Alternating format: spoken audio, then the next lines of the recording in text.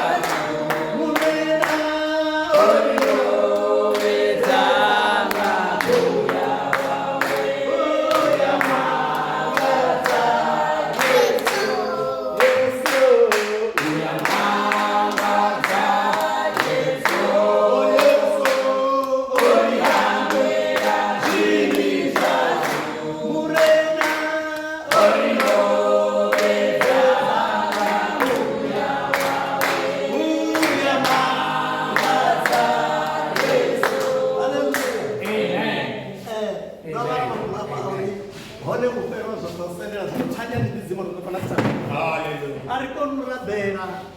ri rote hapa ndi khamba nga thambelo ire na udzima haleluya amen uphi hone vhupero hazwo ho sendela tsanya ndi hani dzimo ro kona tsabela zumbo ri kha vhutali ndi mafhungo dzima babela bela iyo kha ayo ko deliwetsa bela iyo aina muvango aina nungo vana va phoradela yo to raro isina vuchiro mara hezwi va vuya va dishulula vomasakona va ri leswi tidzima ri va ku dishulula zumbori va vuya va tidzima vone vo dishulula va kori ni khoya vo kambana mudzimu wa ndo raro haleluya amen upfi hone vupelo va zwoṱhe ho sendela zwo thanyani ni didzime uri ni ḓo kona thabelo kha thabelo hu na maanḓa mahulu nṋe ndo no vhona vhalwadze vha tshipora ndo no vhona zwithu zwimangadzaho ndo no vhona bofu ḽi tshi khou gonyolowa na vhona nda tshuwa nda mangala nda pfa muvhili u tshi tetemela uri uyu muthu u khou fhola bofu ḽi a dovha ḽa vhona bofu haleluya amen hone vhukano zwoṱhe sendela thanyani hani dzidzima uri ndo kona thabelo zumbo ri kha vhuṱali a hu na maanḓa thabelo ri isinaho u ḓidzima vhakarabela vha ḓinetisa vha ita na zwiṅwe huna zwithu zwine vhathu vha ita mara musi vha ḓidzima maipfi maṱuku ane vha nga amba haleluya maipfi maṱuku ane vha nga amba vha nga tou amba uri nga dzina la Yesu ha itea zwimangadzaho takwa tshimbili ha itea zwithu habe ndo uri kha thabelo dzima ina maanḓa mahulu nga maanḓa ina maanḓa mahulwane nga maanḓa zwino thabelo i khou ṱoḓa u konḓeliwa thabelo i khou ṱoḓa u ḓibvisa u ḓishulula ndi hone hune vha ḓo kona u vhona mudzimu heneyo haleluya amen hari ḓo vhana na iṅwe ke kha verse kha u dombela kha 2 kha 8 yene ya Petro 4:7 verse 8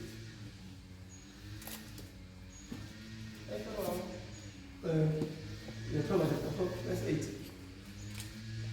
verse 8 yo Chulwane ivani vadzuraho vo vanga rufuno haleluya ngauri rufuno rufukedza vhunzhi ha zwithu tshihulwane dzula no ita mini no vhamba tshithu tsho vhambaho vha zwi vhona zwo ri tshi vha tsho vhamba haleluya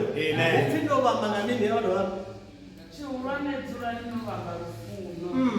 ngauri rufuno lwa u funana ngauri rufuno rufukedza vhunzhi ha zwithu haleluya amen rufuno lwa u funana vakarabela thabelo henefha ndo rali ndi khou vhenga mukana ndi nga rabela no ndi tshi khou rabela ndi ḓo ṱangana uri khou mona haleluya ndi tshi khou mona ndi khou ṱangana ndi tshi khou rabela zwino kha vha ḓivha hupfi kha riwe vhathu vho vhambana tshihulwane kha u itiwe mini tshihulwane kha u vhambiwe hupfi tshihulwane ivani vho dzulaho vho vhamba heli fhungo ḓo vhamba kha vha dzhiele kha vhane khou ḽi talela nefha tshihulwane dzula no vhamba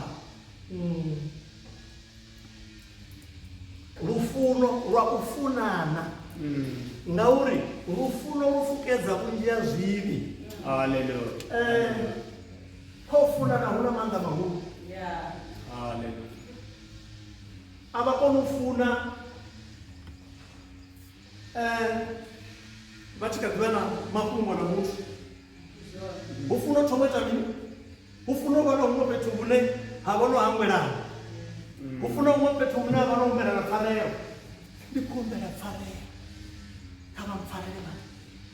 vha ḓivha nṋe ndi tshi humbela pfarelo ndi pfa hu ngo ḓi bva miṱodzi ya vhathani ndi a zwi pfa uri ndo humbela pfarelo